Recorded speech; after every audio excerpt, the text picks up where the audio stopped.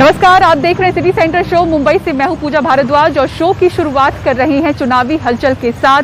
गाजियाबाद जिले की लोनी विधानसभा हिंदुत्व की प्रयोगशाला कही जाती है। यहां अली, बाहुबली और बजरंग बली का नारा देकर हिंदू वोटों के ध्रुवीकरण की जो कोशिशें हैं वो तेज हो गई हैं, जबकि लोनी में विकास और अपराध बड़ा मुद्दा है। यहां से बीजेपी प्रत्याशी नंदकिशोर गुर्जर और गठबंधन उम्मीदवार मदन भैया चुनावी मैदान में हैं। रविश रंजन शुक्ला की एक ग्राउंड रिपोर्ट देखिए। कैराना से लेकर के बुलंदशहर, स्याना और लोनी तक जो चेहरे समाजवादी पार्टी के सामने आए हैं, कोई कैराना हिंदू व्यापारियों के पलायन के लिए जिम्मेदार अपराधियों को, मुजफ्फरनगर के बंकों के अपराधियों को और पेशेवर हिस्ट्री सीटर को अपना कैंडिडेट बना करके समाजवादी पार्टी ने अपने वास्तविक चरित्र को एक बार फिर से प्रदेश के सामने, देश के सामने प्रस्तुत कर दिया है कि प्रदेश के बारे में उनकी मंशा क्या है। लोनी से बीजेपी के उम्मीदवार नंदकिशोर गुर्जर लोनी में गुंडाराज खत्म होने का सेहरा अपने सिर बांधते हैं, लेकिन अपने ही घर पर नौजवानों से मिलते वक्त वो आधा दर्जन हथियारबंद लोगों की सुरक्षा में घिरे नजर आए।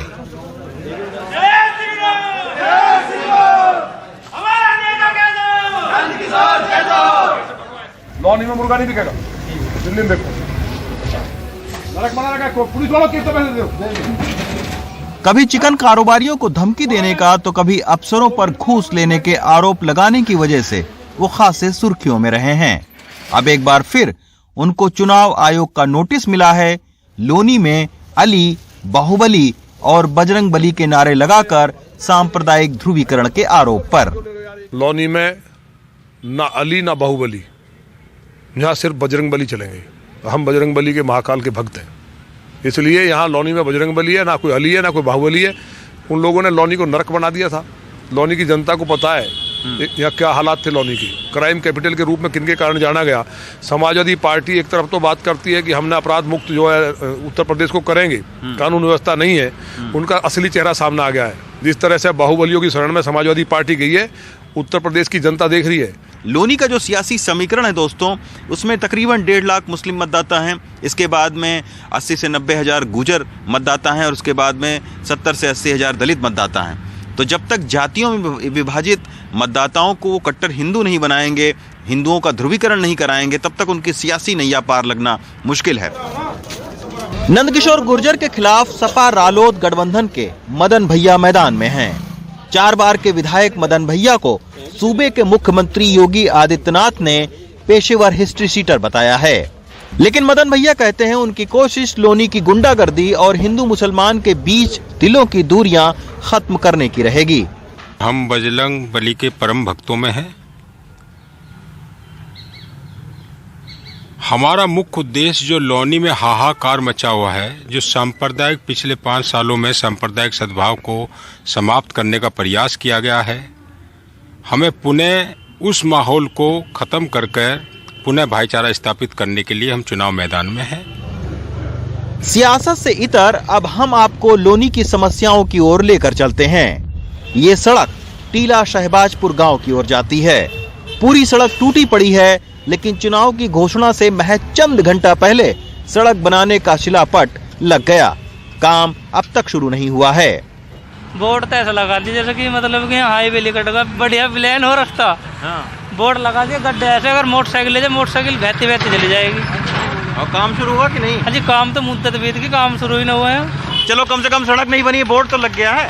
बोर्ड से क्या होया, बोर्ड अपने घर लगवा लो तो घर बन जाएगा किसी को। लोनी में दोनों ही प्रत्याशियों के घरों पर हथियारबंद दस्ते तो देखकर आपको पता चल ही गया होगा कि लोनी में अपराध कितना बड़ा मुद्दा है।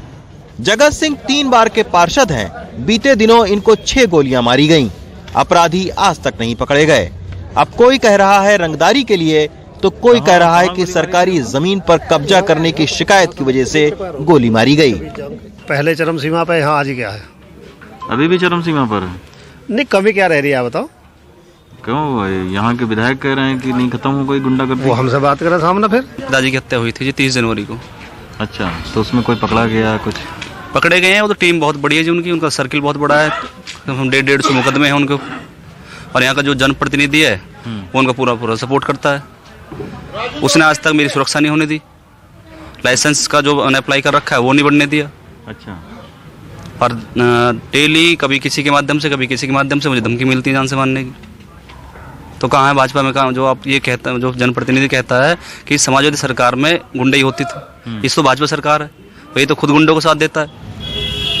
लेकिन हकीकत यह है कि धूल से सनी और अपराध से रंगी लोनी की सियासत एक बार फिर नफरत से बजबजाती दिख रही है। लोनी से रवीश रंजन शुक्ला, एनडीटीवी इंडिया। उत्तर प्रदेश विधानसभा चुनाव में चुनाव आयोग को लेकर भी सियासत तेज हो गई है। पश्चिमी उत्तर प्रदेश में कई बीजेपी प्रत्याशी चुनावी आचार संहिता का उल्लंघन करते हुए नजर आए, तो अखिलेश यादव ने चुनाव आयोग की चुप्पी पर निशाना साधते हुए उनके पक्षपाती होने का आरोप लगाया। सौरभ शुक्ला की रिपोर्ट देखिए। ये है अमरोहा से मौजूदा बीजेपी विधायक और उम्मीदवार महेंद्र खड़गवंशी, जो चुनाव आयोग और कोरोना की गाइडलाइंस की धज्जियां उड़ाते हुए पदयात्रा निकाल रहे हैं।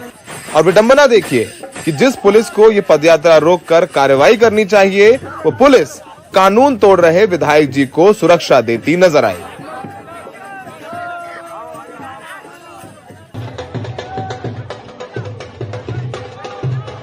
ये कहानी सिर्फ एक बीजेपी उम्मीदवार की नहीं है। ये तस्वीरें बागपत की हैं, जहां रात के अंधेरे में बीजेपी के मौजूदा विधायक और प्रत्याशी योगेश धामा ढोल नगाड़ों के साथ रोड शो निकालते नजर आए।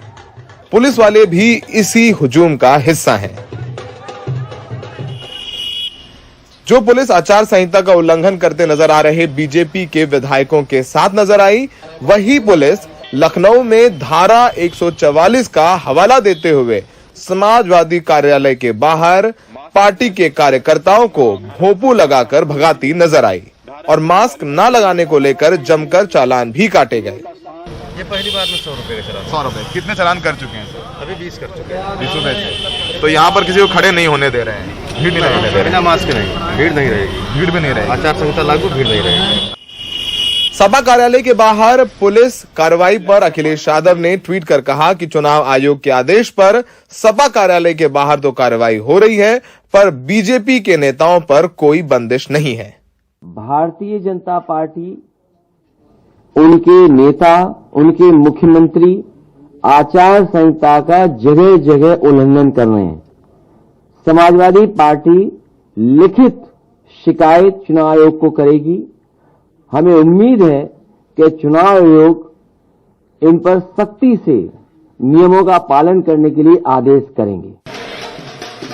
रविवार को छत्तीसगढ़ के मुख्यमंत्री भूपेश बघेल पर भी नोएडा में प्रचार के दौरान धारा 144 का उल्लंघन करने के लिए प्रशासन ने मुकदमा दर्ज किया था, जिसको लेकर भूपेश बघेल चुनाव आयोग पर पक्षपात करने का आरोप लगा रहे हैं।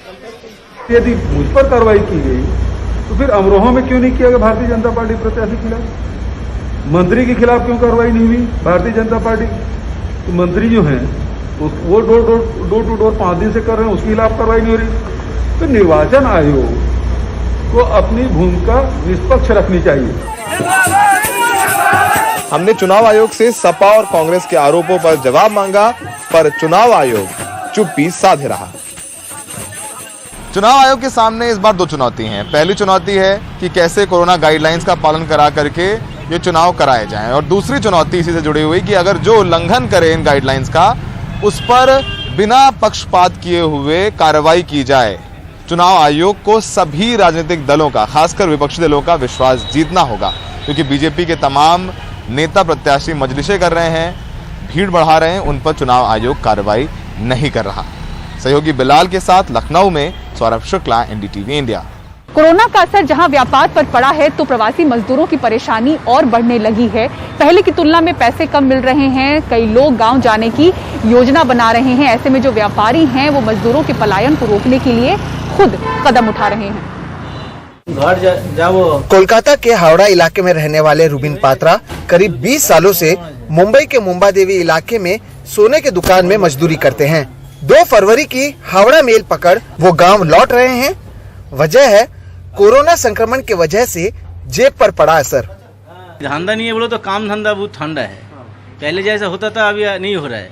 तो उसके लिए हम लोग गाँव जाएगा। 20-25 हज़ार हो जाता था, तो अभी तो नहीं हो रहा है। अभी कितना हो रहा है? अभी थोड़ा हम जो 8-10 हज़ार होता है, इसके लिए अभी इधर खाने का भी तकलीफ है ना, तो इसके लिए हम लोग जाएगा।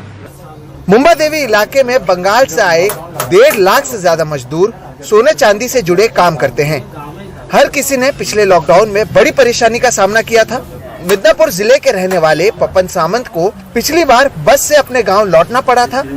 5 दिन का समय लगा था और एक टिकट के लिए इन्हें 10,000 रुपए खर्च करने पड़े थे।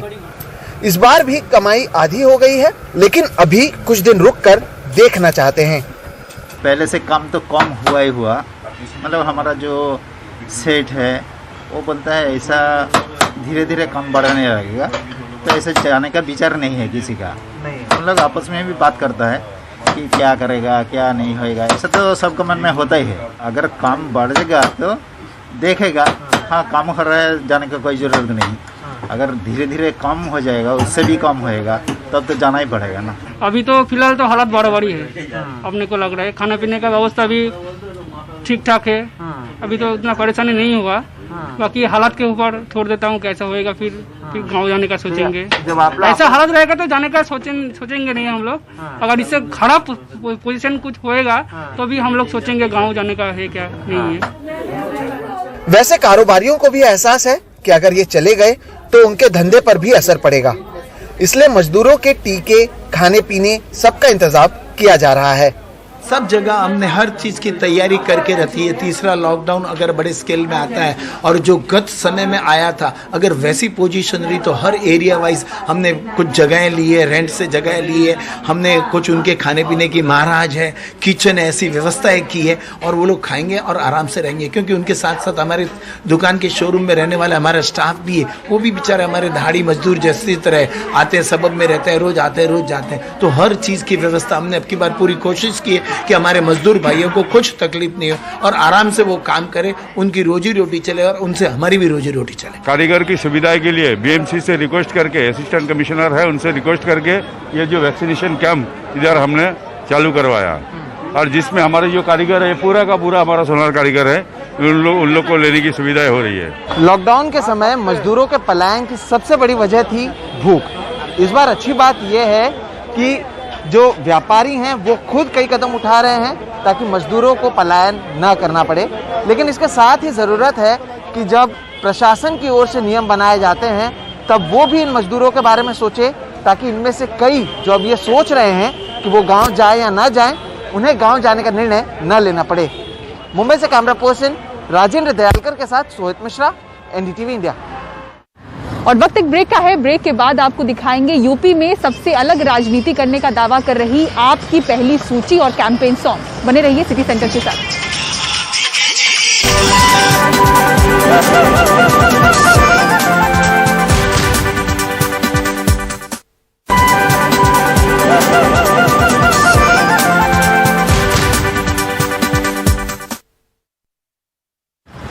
आम आदमी पार्टी भले ही यूपी की चुनावी गणित में काफी पीछे नजर आ रही हो, लेकिन आपकी कोशिश है कि यूपी में सबसे अलग राजनीति की जाए।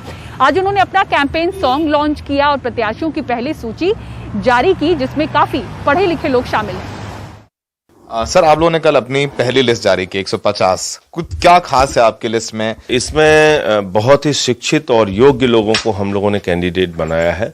8 PhD हैं, 8 इसमें डॉक्टर हैं, इंजीनियर हैं, इसके अंदर 39 जो है वो ग्रेजुएट हैं, 38 पोस्ट ग्रेजुएट हैं, 6 डिप्लोमा होल्डर हैं, 8 MBA हैं। इस तरह से हम लोगों ने टिकटें दी हैं। जो दर्शक नहीं जानते उनको बता दें, संजय सिंह जी बहुत अच्छा गाना भी गाते हैं और अक्सर रात में हमारी जब मुलाकात होती है तो गुनगुनाते हुए नजर आते हैं। तो ये जो कैंपेन सॉन्ग है,